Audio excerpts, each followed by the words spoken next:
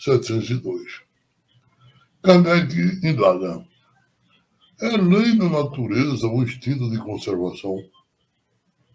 Então, quando a gente fala instinto de conservação, é aquele instinto nato que nós temos de se autoconservar, de não adoecer, por exemplo, de não morrer.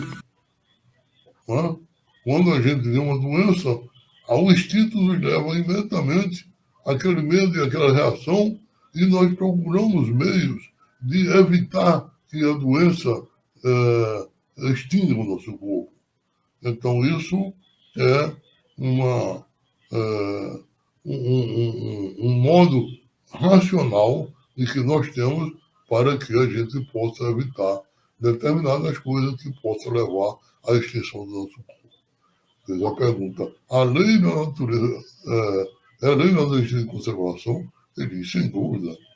Todos os seres vivos o possuem, seja racional ou irracional, qualquer que seja o grau de inteligência. Nos é puramente maquinal, quando nós somos ainda muito envolvidos, raciocinado em outro.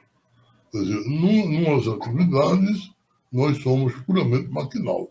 Eu me lembro numa cheia que houve em Campina Grande, e o Riacho das Piabas, aqui perto do Ponto Sem Réis, deu uma enchente muito grande. E um homem vinha no seu carro quando viu uma criança sendo arrastada pelas águas. Ele não pensou, ele não raciocinou. Ele foi levado instintamente para salvar aquela criança. Pulou na água, salvou a criança, mas ele perdeu a vida orgânica. Ele faleceu, ele desencarnou.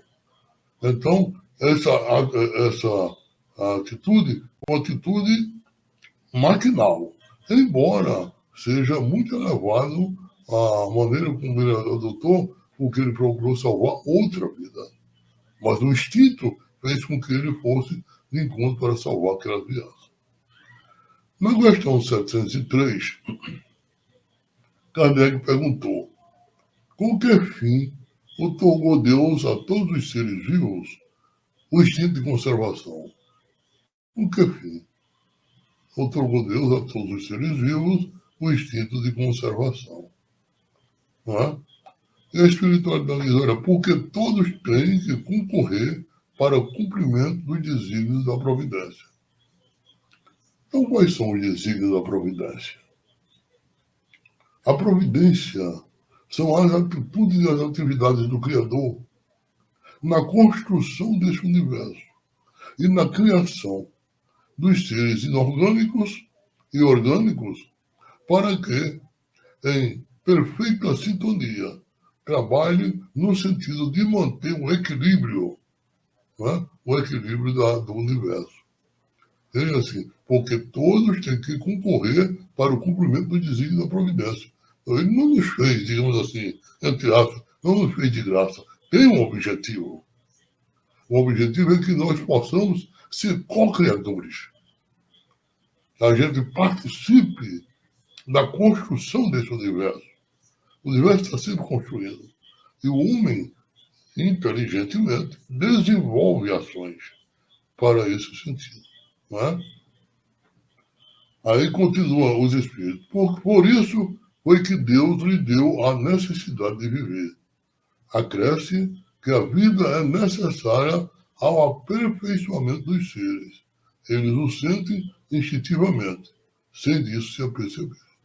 Olha, acresce que a vida é necessária ao aperfeiçoamento dos seres. É bom que a gente distinga essa questão, porque quando a gente fala de vida, uma coisa é a vida espiritual. A vida espiritual, Deus nos fez simples e ignorantes. E nós estamos nessa caminhada. E outra é a vida animal. Quando nós reencarnamos, uma vida animal nos foi ofertada, que é o corpo físico. Mas à medida que o tempo passa, nós vamos nos aperfeiçoando. É necessário que o espírito reencarne. É necessário que o espírito adquira um corpo. Porque somente através do contato com a matéria, no embate em que ele vai desencadear ações que lhe permitam uma boa sobrevivência, que lhe permita estar em equilíbrio com a natureza. Ele apreenda e aprenda os valores necessários para a sua evolução de ordem moral. Então, ele reencarnando, muitas vezes nós somos ainda muito brutos, entre aspas. Na nossa ignorância, quando fala ignorância, é porque nós ignoramos aquilo que é mais importante. Mas a dotação que Deus nos ofertou do instinto de conservação foi necessário. Mas esse instinto está muito evidenciado no animal inferior. Ele é egoísta e orgulhoso por instinto, a fim de que ele possa se manter no equilíbrio da natureza e no equilíbrio do corpo orgânico. Então, à medida que nós vamos avançando e desenvolvendo a nossa capacidade de ordem moral, a gente vai paulatinamente aprendendo a necessidade de a gente se desgarrar da matéria inferior. E a gente só se desgarra da matéria inferior se a gente efetivamente arrancar do nosso íntimo, do nosso interior, a chaga maior, que é o orgulho, o egoísmo e a vaidade. Muito bem, meus irmãos. Então,